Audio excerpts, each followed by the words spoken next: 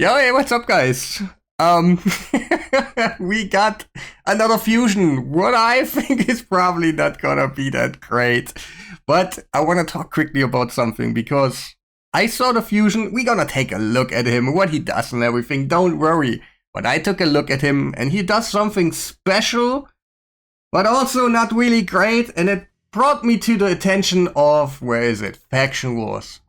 I think this one right now, it's kind of, they bring up Faction Wars hard, and they told us already that we're gonna get some conditions to clear the stages. It's not only to kill the boss, you have to do something. What we have to do right now, we don't know yet. But it seems like they use this new mode for bringing out new fusion that are just not that great, but maybe have some of those conditions, like, fear of missing out, this champion could maybe be one of the Faction Wars guys, maybe I go for him, I don't know, but hey, I think they use it as an excuse that they can do some B-tier champions in here, but they have the certain debuff, the certain buff, the certain mechanic to just go over the 3-star clear for the Faction Wars. So, I don't know about that, but let's take actually a look at the fusion. Is it good? Is it not? I think you already kind of know what I think, but I don't know what to think anymore. I skipped so many fusions, and if they are necessary later on for Faction Wars hard mode, I will be so mad about it.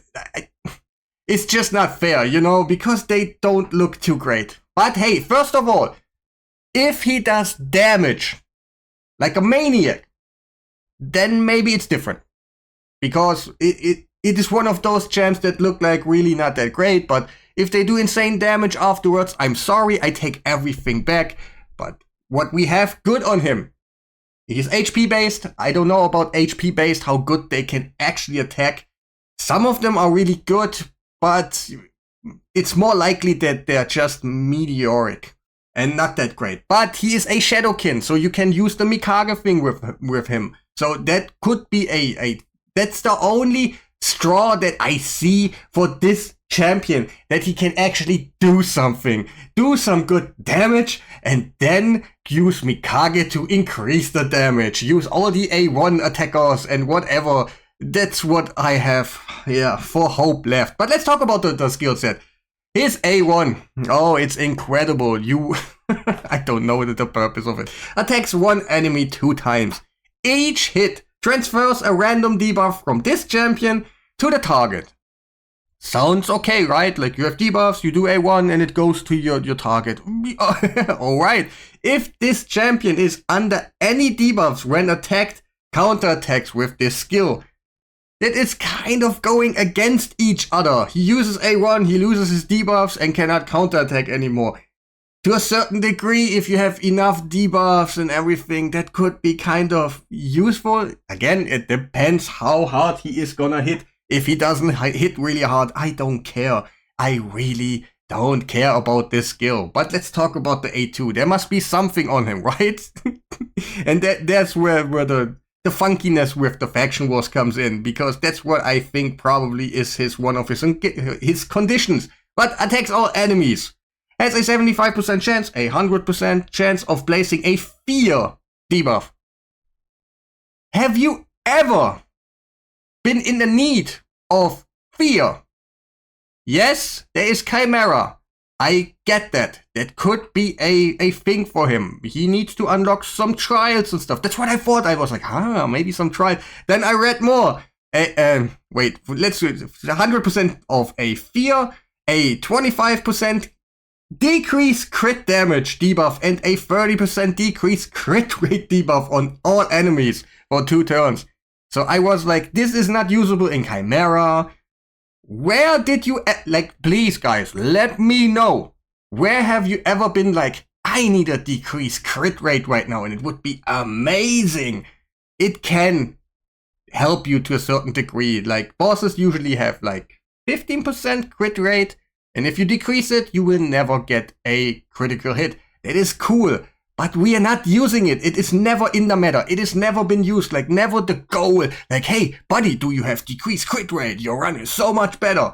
And yeah, just overall, and the decreased crit damage if the boss cannot crit you. And yeah, even in arena, you place a fear. If they lose the skill, like the turn, they will not even lose the skill. Like, it is so. These debuffs cannot be resisted if the enemy who by enemies who are already under 2 or more debuffs. So it for the unresistible part, you need to actually have debuff. Yeah, for some PvE and stuff, you can actually set it up, and yeah, it would be kind of okay. For arena, I don't know, guys. Like, I really don't know. He needs to hit hard again. So A to E, there's his juiciness, right? There's where everything comes together. So attacks one enemy will ignore 25% of the target's defense. That is good. No doubt that is good. Ignoring defense is good. Yes, that is a good thing. Will ignore 50% of the target's defense instead if the target is under 2 or more debuffs. So for some, yeah, like for PvE, you can use this, like, effectively. You can make an, if he hits hard again, like, he needs to hit really hard. And yeah, I don't know. The fusions are decently hard hitting sometimes, but it's not like the good things in Raid Shadow Legends. They're always kind of meh. Newt was one of those, but he is capped. At some point, we just didn't use him anymore because, yeah, others do more damage right now. But also, he places a block damage when he kills somebody. And that screams for me like waves, PvP. And the rest of his kit, I don't know. It doesn't look like PvP. So I think this is probably for Faction Wars hard mode. And that decreased crit rate and the fear or whatever it is of those three, it is probably gonna be a condition in Faction Wars. That's what I think right now. And if he doesn't do the damage at all, don't worry. I will give you a test server thing and everything that you know what is going on. But right now, so passive, that is the thing that everybody is so great about, right? The passive, they make champions juicy.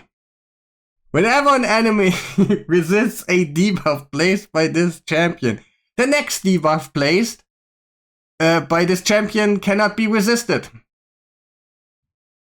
Do you actually know what is happening then? If you don't want those debuffs, you don't use accuracy at all because you don't want those debuffs. But if you want those debuffs, you go accuracy. And if you have accuracy, there is, when you have the right amount of it, and you have a 3% chance that it gets resisted. And then you don't even have your skill anymore that you try to go out. And what will go unresistible? It's the A1 that is, wait. Yeah, okay. The A1 can like put some debuffs on your enemy, and it probably needs some accuracy. But that is all. Like, you use this skill, it won't help you. Then you use the A1, and then you get unresisted on that one. But you still have the accuracy. So what would happen? You don't have accuracy. You kind of use it for free. You can kind of set it up. You use like your A1 when you have debuffs, and then it gets resisted. All right, and then the A2 is for free. You will land it without even having accuracy. But if you have accuracy and you land a 3%, the next hit is only helping you if you land double 3%. Like, you need to hit him 3% resisted. Okay, I reset the skill, I hit it again. Now I skipped the 3%. I really don't know. So overall, I think this guy, if he doesn't hit, he is the worst thing ever. Like, there is no thing to use for him. He is trash. Probably a condition in Faction Wars hard. That's how they get us. Why we still do it, because we think, yeah. But maybe I'm gonna check if someone else has all those debuffs, and if someone else has those debuffs, I'm gonna skip. I'm gonna test them out in the test server. We will see how much damage he does. If I have all these debuffs in that faction already, I'm gonna skip him. There is no doubt about it. But yeah, that will be it for me right now.